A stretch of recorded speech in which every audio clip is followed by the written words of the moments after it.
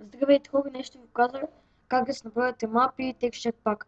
Първо за мапа теглите някакъв мапи с Unirac, сигурно. След това влизате и го разархивате. Така нататък.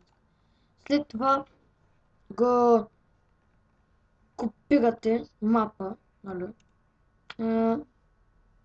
Копирате го и го поставяте в това.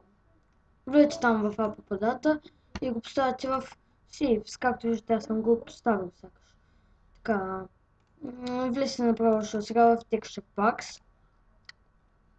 След това отивате при Texture Pack. Отново така и го регулирате.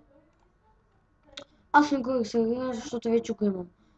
Така, след това го копирате, влизате тук, поставяте го и сте готови с Texture Pack и това. Сега аз ще ви покажа.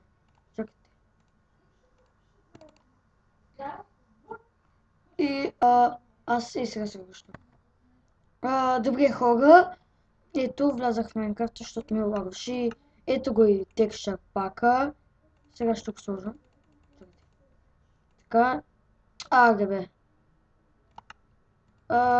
И ето го и мапа.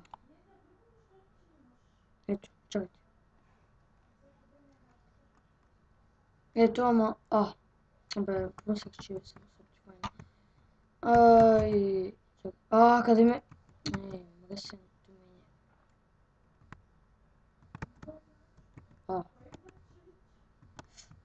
ми и ето мапа и сега ще влезем. Тук ще чупим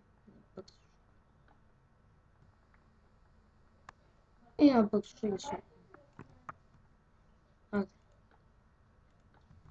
И ето, готови сме.